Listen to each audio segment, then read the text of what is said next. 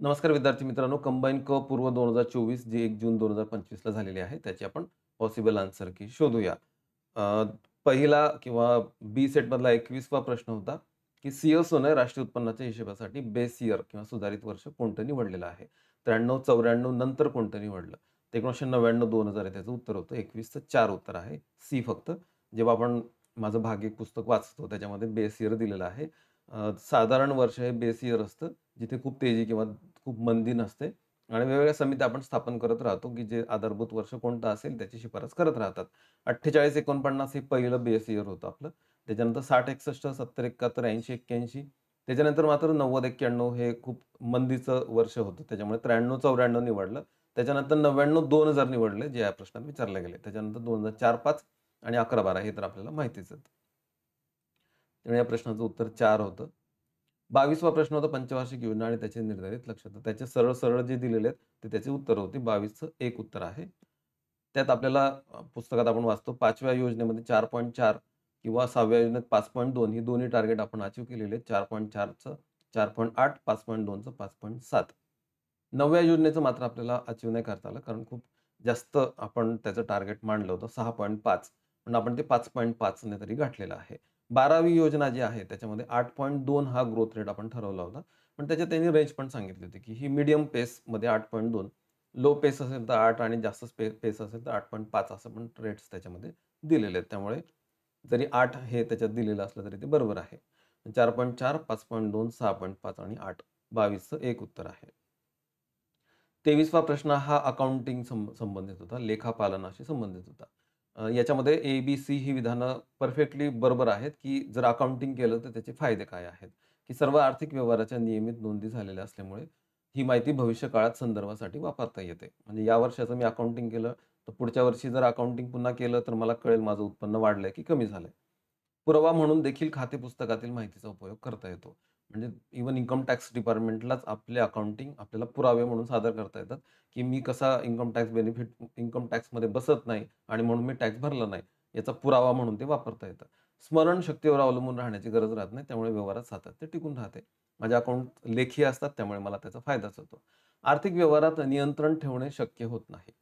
आता हे नकारात्मक वाक्य आहे आणि एकतर फायदा म्हणून त्याच्याकडे बघताच येत नाही त्या वाक्यामध्ये. त्यामुळे ते वाक्य तसं परफेक्टली त्याच्यात बसत नाही. बरं दुसरं असं आहे की फायनान्शियल ट्रान्झॅक्शन्स एकदा माझ्या घडून गेलेले आहेत. त्याच्यामुळे त्याच्यावर कंट्रोल मी तर ठेवणारच नाहीये किंवा ठेवू शकणार नाहीये. हे वाक्य जरी बरोबर असलं तरी तो फायदा तर नाहीये. त्यामुळे डी त्याच्यात बसत नाही. त्यामुळे 23चं 2 उत्तर आपल्याला सांगायला लागतं. 24 परत सोपा प्रश्न होता. रिझर्व्ह बँकची स्थापना कधी झाली? किंवा भारतातील प्रमुख 14 व्यापारी बँकांचे राष्ट्रीयकरण कधी करण्यात आले? तर ए विधान बरोबरच आहे 35 मध्ये करण्यात आलं. राष्ट्रीयकरण 69 मध्ये करण्यात आलं. त्यामुळे बी चुकीचं आहे. सी बरोबर आहे. स्टेट बँक ऑफ इंडियाची 55 मध्ये स्थापना झाली आणि रिझर्व्ह बँकेचं मुख्य कार्यालय हे मुंबई येथे आहे. त्यामुळे ए, सी, डी बरोबर येतात. 24चं 4 उत्तर आहे. आपण ज्या टाईमलाईन्स मी पुस्तकात अगदी व्यवस्थित देऊन ठेवलेल्या आहेत. तर 35 मध्ये रिझर्व्ह बँक ऑफ इंडियाची स्थापना होते. 1969 मध्ये बँकांचं राष्ट्रीयकरण केलं जातंय. ते इथे सापडतं आपल्याला 14 बँकांचं आणि स्टेट बँक ऑफ इंडियाची जुलै 1955 मध्ये स्थापना झालेली आहे. इव्हन रिझर्व्ह बँक ऑफ इंडियाचं सुरुवातीला मुख्य कार्यालय कोलकातामध्ये होतं. नंतर ते मुंबईत आलेलं आहे. आत्ता मुंबईत आहे त्यामुळे ते उत्तर तर आपल्याला परफेक्ट द्यायचंच आहे. 24चं 4 उत्तर आहे.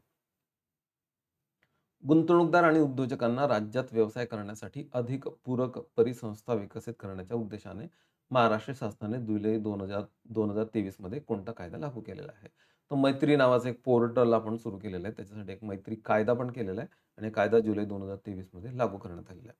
हा प्रश्न सरळ आपल्या पुस्तकात पण सापडतो आणि हा प्रश्न सरळ आर्थिक पाहणी अहवालातनं इव्हन 4-5 प्रश्न आर्थिक पाहणी अहवालातनं जसेच्या तसे उचललेले आहेत. नुकतंच राज्यसभा मेन्स पण झालेली आहे आणि त्याच्या तोंडावर मी अ, नुकतंच एक महाराष्ट्राच्या आर्थिक पाहणी अहवालावर आर्थिक समीक्षा महाराष्ट्र हे पुस्तक आणलेलं होतं. याच्यातले अगदी प्रश्न याच्यात व्यवस्थित विचारले गेलेले आहेत. उदाहरणार्थ या आर्थिक समीक्षा महाराष्ट्रामध्ये मी मैत्री कायदा जुलै 2023 हे सगळं दिलेलं होतं आणि त्याच्यावर अगदी प्रश्न पण दिलेला होता, की मैत्री कायदा जुलै 2025 मध्ये अस्तित्वात आला का? तर ते विधान चुकलेलं आहे. कारण कारण तो 2023 मध्ये आलेला आहे. तर मैत्रीशी संबंधित हा प्रश्न आहे. तर मैत्री नावाचं जे पोर्टल महाराष्ट्र सरकारने सुरू केलेलं आहे, त्याच्यावर हा प्रश्न होता. 25चं एक उत्तर आहे. 26 परत महाराष्ट्राची आर्थिक पाहणी सन 2023-24 नुसार राज्याच्या स्वतःच्या कर महसुलात टिंबटिंब कराचा सर्वाधिक हिस्सा आहे? तर वस्तू आणि सेवा कर जी-एस-टीचा सर्वाधिक महसूल म्हणजे सर्वाधिक महसूल महाराष्ट्राला जी पासून मिळतो. ऑफकोर्स 26चं 3 उत्तर आहे. आधी याचा विक्री कर सर्वाधिक महसूल मिळवून देणारा कर होता. त्याच्या आधी उत्पादन शुल्क असायचं. आता वस्तू आणि सेवा कर आहे. पुन्हा या प्रश्नाचं उत्तर माझ्या दोनही पुस्तकांमध्ये सापडतंय. आर्थिक पाहणी अहवालाचं मी समीक्षा पण दिलेली आहे. त्याच्यामध्ये 23-24 आणि राज्य वस्तू सेवा कर जर 3,26,000 कोटी रुपये जर राज्याला कर महसूल मिळतोय, तर अर्धा जवळपास जी पासून मिळतोय. ते मागच्याही वर्षी खरं आहे, याही वर्षी खरं आहे 24-25 मध्ये आणि 25-26 बजेट इयरमध्ये सुद्धा खरंच आहे. हे मी दोनही पुस्तकात मांडलेलं आहे. त्यामुळे जी हा सर्वाधिक कर महसूल देणारा कर आहे. जोड्याला विचारलं होतं आणखी, की ह्या संस्था कधी स्थापन झालेल्या आहेत? ज्या डी-एफ-आयज आहेत, डेव्हलपमेंट फायनान्शियल इन्स्टिट्यूशन त्यातलं आय-एफ-सी-आय, आय-डी-बी-आय, आय-सी-आय-सी-आय यांच्यावर सतत प्रश्न विचारले गेलेले आहेत. तर आय-एफ-सी-आय माहिती आहे आपल्याला, की स्वातंत्र्य मिळाल्या आपण 1948 मध्येच त्याची स्थापना केलेली आहे. मग दुसऱ्या दशकात आय-सी-आय-सी-आय आणि तिसऱ्या दशकात म्हणजे 1960च्या दशकामध्ये आपण आय-डी-बी-आय स्थापन केलेली आहे 1964 मध्ये. तसंच विचारलं गेलेलं आहे लघु उद्योग महामंडळ आणि राष्ट्रीय औद्योगिक विकास महामंडळ कधी स्थापन झालेले. मी अगदी पुस्तकात किंवा लेक्चर्समध्ये पण या डी-एफ-आयची स्थापना सतत सांगत असतो, की क्रम कसा लागलेला आहे. आय-एफ-सी-आय, मग आय-सी-आय-सी-आय 50च्या दशकात, मग 60च्या दशकात आय-डी-बी-आय आणि 90च्या दशकात आय-आय-बी-आय जी आजारी उद्योगांना आर्थिक मदत करत होती. सिडबी, नाबार्ड, एक्झिम, एन-एच-बी आणि नाथन स्थापन झालेली नॅफेड या सगळ्या डी-एफ-आयज आहेत, डेव्हलपमेंट फायनान्शियल इन्स्टिट्यूशन्स. त्यातला पहिला जो गट आहे आय-एफ-सी-आय पासून आय-आय-बी-आय पर्यंत या सगळ्या संस्था आता बंद पडलेल्या आहेत. आय-सी-आय-सी-आय आणि आय-डी-बी-आय यांचं आता युनिव्हर्सल बँकेत ट्रान्सफॉर्मेशन झालेलं आहे. ते जोड्या लावा बरोबर क्रिस क्रॉस जोड्या लागत होत्या. किंवा मी लघु उद्योग या सदरामध्ये जेव्हा वेगवेगळ्या लघु उद्योग संबंधित संस्थांचं वर्णन केलेलं आहे. त्याच्यातलं लघु उद्योग आणि उद्योगांच्या विकासासाठी आपण काही इंडस्ट्रीज बोर्ड्स किंवा कॉर्पोरेशन स्थापन केले 54 मध्ये आणि एन-एस-आय-सी स्थापन केलेले 55 मध्ये, जे या प्रश्नात विचारले गेलेले आहे. राष्ट्रीय लघु उद्योग महामंडळ एन-एस-आय-सी जे आहे ते small scale industrial development board ते 1955 आणि राष्ट्रीय औद्योगिक विकास मंडळ 1954 असे जोड्या लावा विचारले होते क्रिस क्रॉसमध्ये. अगदी आय-एफ-सी-आय 1948 माहिती असलं तरी हा प्रश्न सुटत होता. 27चं 2 उत्तर आहे. 28वा प्रश्न आहे तेलबिया आणि कडधान्य उत्पादक शेतकऱ्यांना सुरक्षितता पुरवण्यासाठी शासन कोणती योजना राबवत आहे? तर पी-एम आशा नावाची योजना आहे. ते मी लेक्चर्समध्ये पण शिकवली बऱ्याच वेळा आणि पुस्तकात पण दिलेली आहे. पी-एम आशा जी आहे तर किमान आधारभूत किंमत शेतकऱ्यांना जाहीर केल्यानंतर त्यांच्याकडनं किमान आधारभूत किमतीपेक्षा जास्त चढ्या दराने प्रोक्युरमेंट प्राईसला सरकार किंवा सरकारचे एजंट्स एफ-सी-आय सारखे ते अन्नधान्य आणि तेलबियांची खरेदी करतात. पण जिथे हे शक्य नाहीये, तिथे आणखी काही 2-3 ऑप्शन्स राबवणं आणि हे करून शेतकऱ्यांचं उत्पन्न दुप्पट करणं, शेतकऱ्यांचं उत्पन्न वाढवणं, यासाठी अन्नदाता आय संरक्षण अभियान किंवा पी-एम आशा नावाची योजना राबवली जाते. त्यातल्या अ, काही private agencies, pilot of private procurement and stockist scheme, उदाहरणार्थ अदानी. म्हणजे अदानीने जर तेल-बियांची खरेदी शेतकऱ्यांकडून घेतली, तर अदानीला त्याच्यातला फरकाचा जो फरक सबसिडीच्या स्वरूपात एफ-सी-आयला न देता किंवा कुठल्या त्यासारख्या सरकारच्या एजंटला न देता, ते नाफेडला न देता, ते सरळ अदानीला दिलं जाईल अशी ही योजना आहे. आणि ही योजना राज्यांची तयारी असल्यासच आणि तेलबिया खरेदी आणि साठवण करण्यासाठीच वापरली जाते. त्यामुळे तेलबिया असा शब्द असल्यामुळे आपल्याला पी-एम आशा असं निवडायचं होतं. आणि इतर ऑप्शन त्याच्याशी जुळत पण नाहीयेत. त्यामुळे 28चं 2 उत्तर आपल्याला द्यायला लागतात. केंद्र शासनाकडून प्राप्त होणारी अनुदाने हा राज्याच्या महसुली जमेचा एक प्रमुख घटक आहे. कारण केंद्र राज्यांना अनुदानं देतं. ही अनुदानं वेगवेगळ्या प्रकारची असू शकतात आणि ती राज्याच्या महसुली जमेत दाखवायला लागतात. तर कोणते-कोणते प्रकारची अनुदानं असतात असं त्यांनी विचारलेलं आहे. मी पुस्तकात पण दिलंय. इव्हन आत्ता मी जे आर्थिक पाहणी अहवालावर पुस्तक काढलं होतं, तर त्याच्यातलं तसंच्या तसं ट्रान्सलेशन अहवालाचं त्याच्यात समराईज पण केलेलं आहे. तर त्यात पॅराग्राफच दिलेला आहे तसा. केंद्र शासनाकडून प्राप्त होणारी अनुदाने हा महसुली जमेचा एक घटक असून त्याच्यात केंद्र पुरस्कृत योजना अनुदाने, केंद्रीय वित्त आयोगाच्या शिफारशीनुसार अनुदाने, घटनात्मक तरतुदीनुसार असणारी अनुदाने आणि इतर अनुदाने यांचा समावेश होतो. बरोबर जे काही 4 दिलेले आहेत, त्या 4 वरच तो प्रश्न काढलेला आहे. 29चं 4 उत्तर आहे. 30वा प्रश्न आहे महाराष्ट्र सहकारी अधिनियम 1960 नुसार खालीलपैकी कोणत्याही सहकारी संस्थांचे अंकेक्षण करण्याचा उद्देश नाही. आपल्याकडे ज्या काही सहकारी संस्था आहेत, त्यांच्याशी ते जे काही अंकेक्षण करतात म्हणजे ऑडिटिंग करतात. त्या ऑडिटिंगचा उद्देश काय नाहीये असं विचारलेलं आहे. आणि काहीतरी नाहीच आहे. म्हणजे काहीतरी निवडायचंच आहे त्याच्यामध्ये. सगळे बरोबर नाहीयेत असं पण आपल्याला सापडतंय. तर एक साधाच शब्द असा सापडतो आपल्याला, की ए मध्ये शब्द सापडतोय तपासणे. ठीक आहे. तर समव्हॉट काहीतरी चेकिंग करत असणार आहे. दुसऱ्या पण ह्याच्यात आहे तपासणे. मग हे पण कळतंय आपल्याला. डी मध्ये आहे जमा खर्चातील चुका आणि अफरातफरीचे व्यवहार शोधणे. हे कुठल्या ऑडिटचं साधारण ध्येयच आहे. सी मध्ये जे दिलेलं ना आर्थिक दंड करणे. तर कुठल्याही ऑडिटचा उद्देश आर्थिक दंड करणे नसतो. ऑडिटर हा कधीही कुठल्याही फायनान्शियल पेनल्टीज इम्पोज करू शकत नाही. आर्थिक दंड आकारू शकत नाही ऑडिटर. ऑडिटर फक्त तुमच्या फायनान्शियल ट्रान्झॅक्शनमध्ये काय चुका आहेत, हे तपासण्याचंच काम करतो. त्यामुळे इथेच कळतंय की सी चुकलेलं आहे. म्हणजे 30चं एक उत्तर आहे. सहकारी संस्थेत गैरव्यवहार आढळल्यास संचालकांना जबाबदार धरून आर्थिक दंड करणे हे एक्झिक्युटिव्ह करणार आहे. कुठल्या ऑडिटर नाही करणार आहे. त्यामुळे 30चं एक उत्तर आहे. 31 हा करंट अफेअर्सशी रिलेटेड थोडा प्रश्न होता. भारत रोजगार अहवाल किंवा इंडिया एम्प्लॉयमेंट रिपोर्ट 2024 तर हा कधी प्रसिद्ध झाला, कोणी प्रसिद्ध केला आणि त्याच्यात काय म्हटलेलं आहे, असे काही विधानं दिलेली आहेत. आता नेमकं याच्यामध्ये अ, काय योग्य आहे असंच विचारलेलं आहे आणि सगळे तिन्हीच्या तिन्ही पण दिलेलं नाही. त्यामुळे काहीतरी एक चुकलेलं असणार आहे असं शोधायचं होतं आपल्याला. तारीख तर 1 मार्च कोण लक्षात ठेवणार आहे आणि 1 मार्च असं काही विशेष पण नाहीये. ILO असं दिलेलं आहे. मग मग 1 मे वाटू शकतं असं पण काहीतरी आपल्याला लिंक लागू शकते. पण ती नेमकी मार्च मार्च महिना होता, पण त्याच्यातली 29 तारीख होती. त्यामुळे ए विधान चुकलेलं आहे.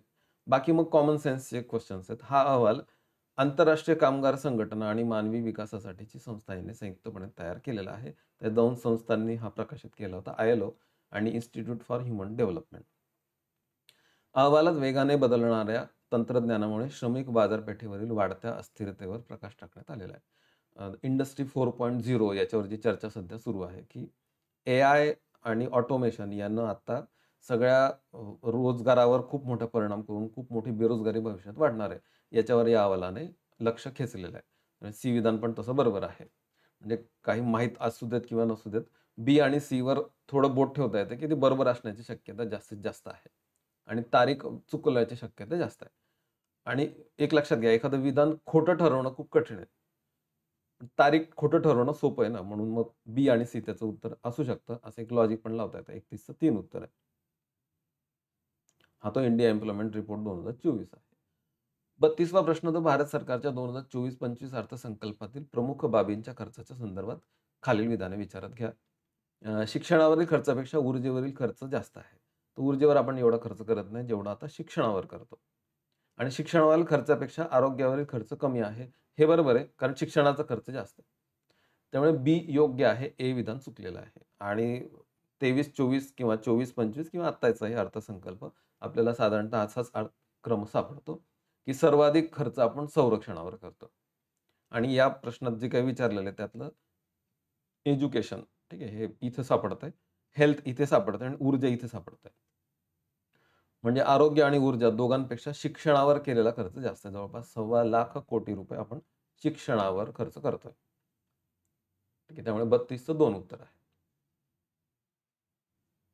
महाराष्ट्राच्या आर्थिक पाहणी 2023-24 अहवालानुसार सेंद्रिय शेती उत्पादनात अखिल भारतात महाराष्ट्र राज्य हे 27% हिश्श्यासह टिंब-टिंब क्रमांकावर आहे. तर महाराष्ट्र दुसऱ्या क्रमांकावर होतं. 23-24च्या अहवालानुसार पहिलं मध्य प्रदेश होतं. आता मात्र आपण पहिले झालेलो आहोत. पण त्यांनी एकदम टिपिकल विचारलेलं 23-24च्या अहवालानुसार. 23-24च्या अहवालातला मी जर पॅराग्राफ उचलला, तर तो आहे state rank second in India in organic farm production 27% share after Madhya Pradesh. मध्य प्रदेशनंतर दुसरा क्रमांक लागतो. पण आताचा अहवाल 24-25चा जर अहवाल आता आपण विचारात घेतला, जो पुढच्या परीक्षांना विचारला जाणार आहे. त्यामुळे हा अहवाल तुमच्याकडे असणं गरजेचं आहे.